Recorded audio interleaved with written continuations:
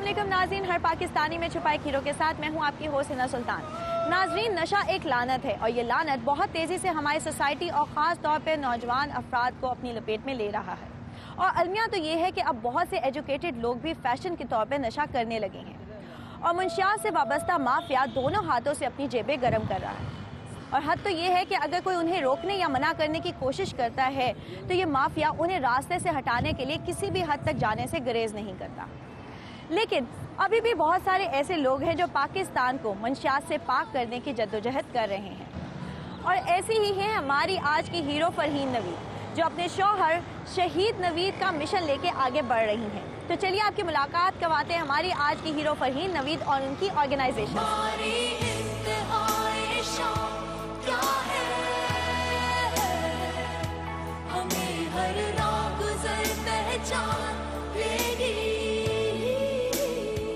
कैसी हैं आप? शुक्र अल्हम्दुलिल्लाह।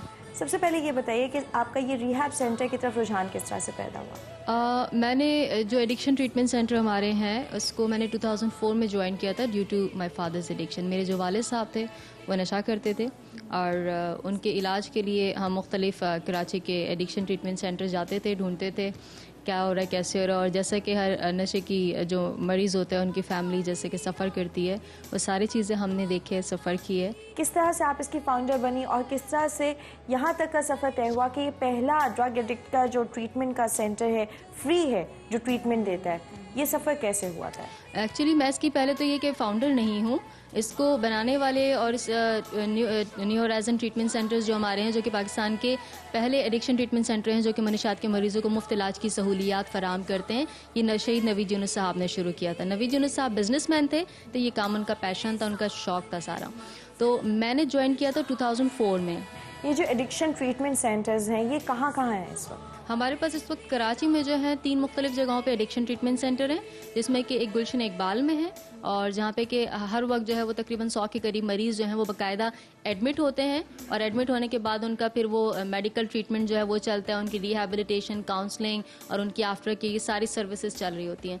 एक हमारा जो है कराची का जो सबसे बड़ा है वो शहीद नवीद यूनुस सेंटर के नाम से ही, वो लांडी में है और लांडी में भी हमारे पास हर वक्त जो है वो तकरीबन 120 और 150 के करीब मरीज़ वहाँ पर हमारे बाकायदा एडमिट होते हैं और एडमिट होकर उनका फिर वो 1 से 3 महीने का एक ट्रीटमेंट प्रोसेस जो है वो चलता है, डिपेंड करते हैं मरीज़ की कंडीशन के ऊपर। तीसरा हमारा सेंट्रल जेल कराची में है, जो कि वहाँ पे जो बॉम्ब ब्लास्ट हुआ था उसके बाद थोड़ा सा टेम्पररीली अभी क्लोज्ड है, लेकिन हम दोबारा से उसको रिस्टार्ट करने के लिए जा रहे हैं। वो वहाँ पे जो आते हैं सेंट्रल जेल में जो एडिक्शन के साथ जो मुजरिम या मुलजिम आते हैं, उनको हम इलाज की सहूलियात वहाँ पे फराहम करते हैं।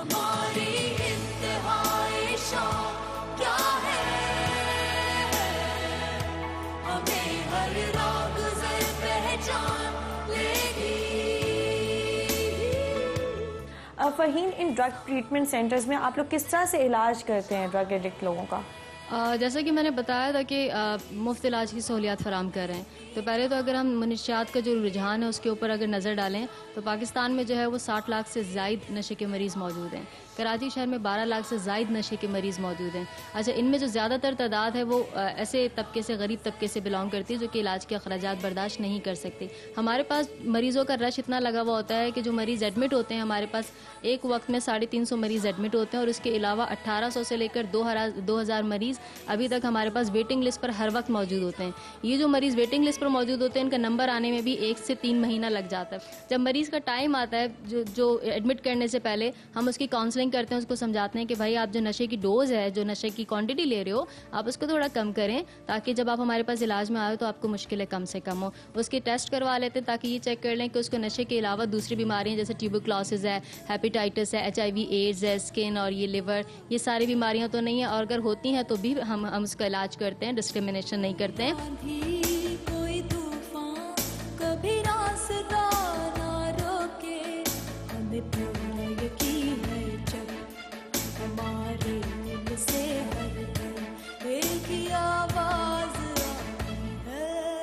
यहाँ हम अपने व्यूअर्स को ये बताते चलें कि नेशनल यूथ कॉन्फ्रेंस जो है उसकी फाउंडर हमारी आज की हीरो हैं और इन्होंने इसका आगाज़ किया था। ये यूथ कॉन्फ्रेंस क्या क्या कुछ करती है उनसे जानते हैं। तो इसका बेसिकली क्या रिस्पॉन्सिबिलिटीज़ होती हैं, क्या ड्यूटीज़ होती हैं जो इसके वॉलंटियरली इसके लिए काम करते हैं?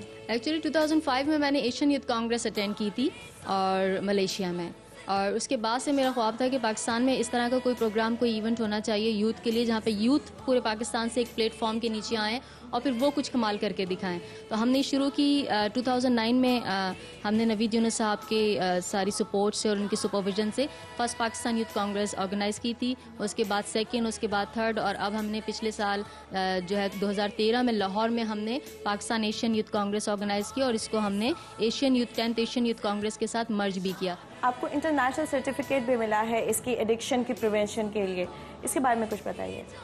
ये बाकायदा कोर्स होता है जिसका कि मैंने international certification of addiction counsellor का, जिसका बाकायदा मैंने ट्रेनिंग ली थी। ट्रेनिंग लेने के बाद मैंने इम्तिहान दिया और उसके बाद मैं पाकिस्तान में तीसरी जो है वो खातून हूँ। एक साहब हैं और दूसरी 2 ख़वातीन हैं, जिसमें मैं तीसरी हूँ जिसने ये एग्ज़ाम दिया और पास किया इसको।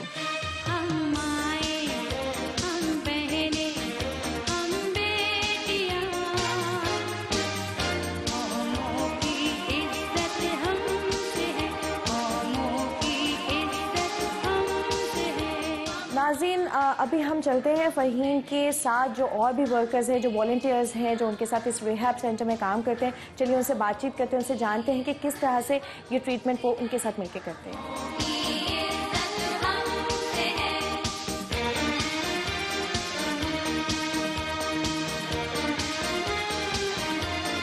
अस्सलाम वालेकुम। वालेकुम अस्सलाम। क्या नाम है आपका? राबिया शाह। राबिया, आपने कब से इस रिहैब सेंटर को ज्वाइन किया हुआ है? बेसिकली मैं 5 साल से इनके साथ एज अ वॉलंटियर काम करी थी और अब एज अ कम्युनिकेशन मैनेजर हूँ यहाँ पे। शहीद मोहम्मद नवीद जो कि फाउंडर हैं इस ट्रीटमेंट सेंटर के, उनकी भी शहादत हुई, तो डर नहीं लगता कि आप भी उसी राह पे चल रहे हैं? कुछ भी हो सकता है। इनिशियली बहुत डर लगा था कि हम निकलेंगे बाहर, सबको पता लगेगा हम यहाँ काम करें, हमारे साथ भी कुछ बुरा हो सकता है। लेकिन बाद में जब हमने देखा कि हमारी वजह से कितनी दुआएं हमें मिल रही हैं और सबसे बड़ा रोल हमारी मैडम हमारे लिए कर रही होती हैं, उनको हमने इतना ज़्यादा हाईली पावर्ड एनर्जाइज देखा, अब डर नहीं लगता, क्योंकि मौत कभी भी आएगी, किसी भी तरीके से आ सकती है। अगर वो शहीद लगकर आएगी ना, तो वो सबसे बड़ा पेरेंट्स के लिए भी बेनिफिट है। बहुत बहुत शुक्रिया। Thank you.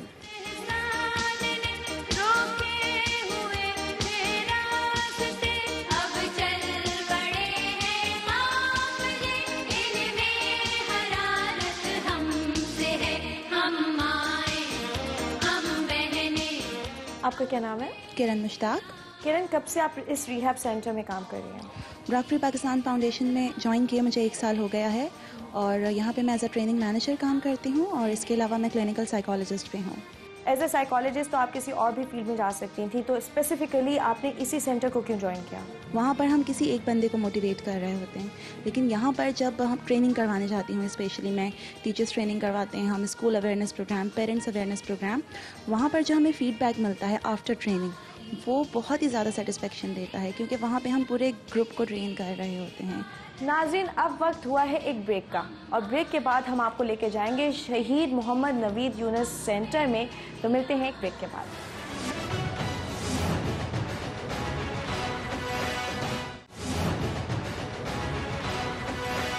नाज़रीन, इस वक्त हम लांडी में शहीद नवीद यूनुस सेंटर के प्रेसिडेंट सुहेल यूनुस और हमारे हीरो फ़हीम के साथ मौजूद हैं। अस्सलाम वालेकुम। वालेकुम सलाम। हमें बताइए कि किस तरह से लोग यहाँ पे एडमिट होते हैं और किस तरह से आप उनको इनरोल करते हैं? नॉर्मली फैमिलियाँ लेके पेशेंट को हमारे पास आती हैं। इसमें थोड़ा सा मैं मज़ीद इजाफा कर दूँ कि कराची में 21 बूथ हमारे बने हुए हैं और नशे के हवाले से 99% लोगों को पता है कि हम नशे का इलाज करते हैं। अच्छा, ये जो आपने बूथ बताया, इनका क्या काम होता है? मरीज़ इलाज से पहले अपना वहाँ पे जाते हैं, मालूमात लेते हैं, अपनी प्रॉब्लम शेयर करते हैं, फैमिलियाँ जाती हैं। उसके अलावा बेसिक काम इनका ये होता है, इलाज के बाद जो है आफ्टर केयर और फॉलो अप जो है हम इन बूथ की मदद से कर रहे होते हैं। क्योंकि हम अपने इलाज को कहते हैं ज़िंदगी भर का इलाज। जो बच्चा इलाज करवा के जाता है, हमने बाद में आफ्टर केयर और फॉलो अप रखना होता है, और यही हमारे मेन सतून है जिसकी वजह से हम अपने बच्चों को इलाज के बाद नशे से बचाए रखते हैं। अच्छा, जैसे कोई मंशियात का आदी इंसान आपके पास आता है, उसका आप लोग इलाज करते हैं, कई दफ़ा साइकोलॉजिकली भी कुछ प्रॉब्लम्स हो जाती हैं, एडिक्शन तो ख़त्म हो जाती है, उन प्रॉब्लम्स का किस तरह से आप लोग किस तरह से डील करते हैं? हमारी टीम में साइकोलॉजिस्ट शामिल हैं। पूरा टीम वर्क जो होता है, साइकोलॉजिस्ट उनको ट्रीट कर रहे होते हैं। तीनों सेंटरों में साइकोलॉजिस्ट हर वक्त अवेलेबल होते हैं। बल्कि आप हंस पड़ेंगे इस बात पे कि लांडी वाले सेंटर में हमारे पास 24 आवर्स साइकोलॉजिस्ट अवेलेबल होते हैं। उनको रिहाइश भी हमने सेंटर में दी हुई है, तो उनकी मदद से हम लोग जो है इन चीज़ों को ओवरकम कर रहे होते हैं।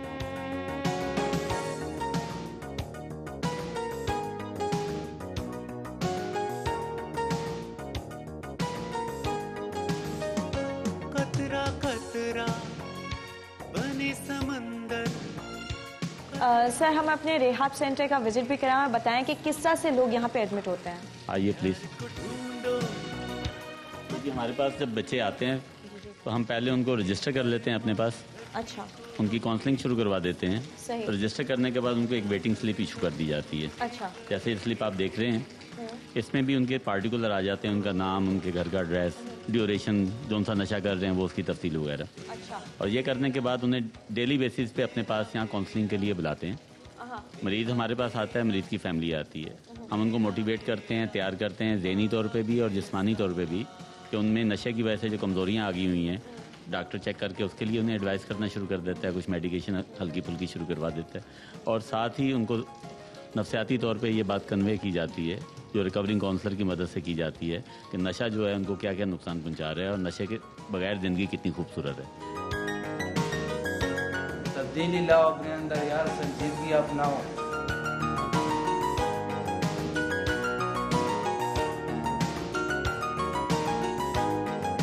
आइए जी, आपको अपना जो है काउंसलिंग रूम दिखाते हैं। यहाँ पे मरीज़ की और मरीज़ की फैमिली की दोनों की इंडिविजुअल और ग्रुप काउंसलिंग होती है। अच्छा, तो क्या फैमिली की भी काउंसलिंग ज़रूरी होती है? हाँ जी, बहुत ज़रूरी होती है, ताकि हमें तो रूट काज तक जाना है कि मरीज़ जो नशे में गया उसके पीछे क्या क्या था, फैमिली में क्या प्रॉब्लम थी और किस वजूहात की बिना पे वो फैमिली अपने मरीज़ की अपना जो है मैनेज नहीं कर पाई, कि वो बिल्कुल माशरे से आउट हो गया।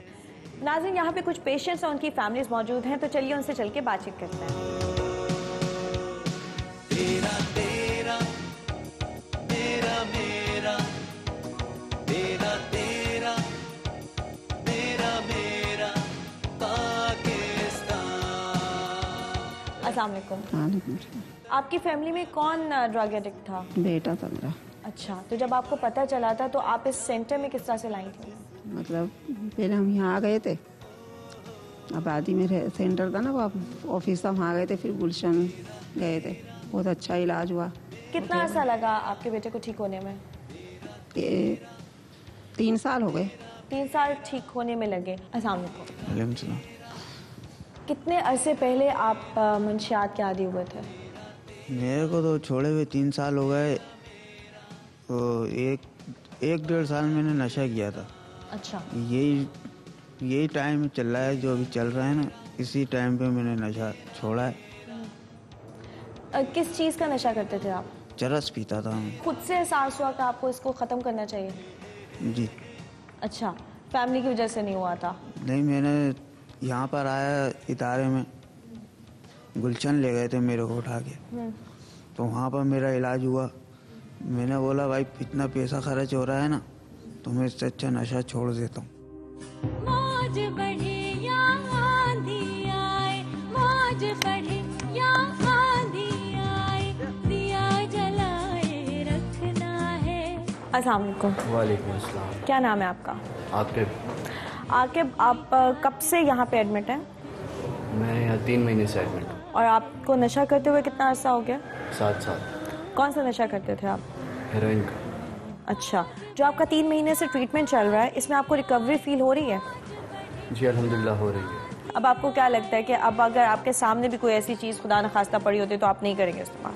नहीं, इंशाल्लाह कुव्वत इरादी इतनी आ गई है। बिल्कुल, मैं जिस ज़िंदगी से गुजर के यहाँ पहुँचा हूँ और जिस तरह इन लोगों ने मुझे सिखाया है और जिस तरह से रखा है, बिल्कुल बेटों की तरह मुझे यहाँ रखा गया है और बिल्कुल एक फैमिली इन्वायरमेंट दिया गया है बिल्कुल। तो मैं नहीं समझता कि मुझे अब दोबारा उस चीज़ में जाना चाहिए। बहुत शुक्रिया। रूप लुटा था चांद, या पल भर को उठी आंधी, तारे पड़ गए मान, तारे पड़ गए मान। अस्सलाम वालेकुम। वालेकुम अस्सलाम। क्या नाम है आपका? मेरा नाम वकास है। वकास, आप कब से नशा कर रहे हो? मैं 5 साल से नशा कर रहा हूँ। तो यहाँ पे जो ये काउंसलिंग सेशन होते हैं जिसमें ये आपको बताते हैं कि किस तरह से नशा को छोड़ा जा सकता है, उससे आपको लगता है कि फ़र्क पड़ रहा है? बहुत फ़र्क पड़ रहा है हम लोगों को अल्हम्दुलिल्लाह। जो भी हम लोगों को पूछना होता है, सुहेल भाई भी हमारी मदद करते हैं बहुत। जिस चीज़ में भी हमें, और हमारे यहाँ पे और भी रिकवरी साथी आते हैं, उनसे भी हम लोग पूछते रहते हैं क्योंकि उनके प्रैक्टिकल लाइफ वो गुजर चुके हैं उस लाइफ से। तो हम लोगों को वो भी अपने प्रैक्टिकल लाइफ शेयर करते रहते हैं कि हम लोगों को किस तरीके से बचना चाहिए, जब हमने नशे की तलब हो तो किस तरीके से हमें हैंडल करना चाहिए। तो वो सब हम लोगों को बताते रहते हैं, आइडिया उनके देते रहते हैं।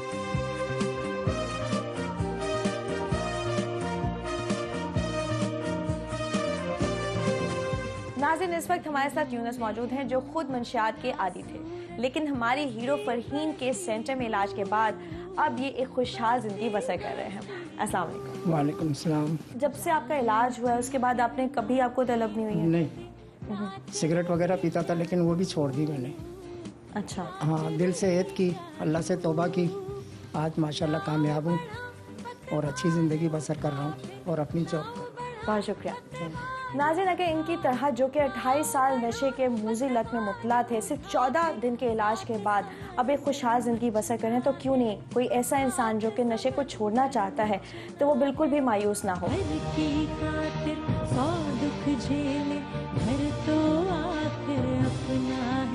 फरहीन, यहाँ पे पेशेंट्स को बिजी रखने के लिए आप लोग कौन सी एक्टिविटीज़ रखते हैं?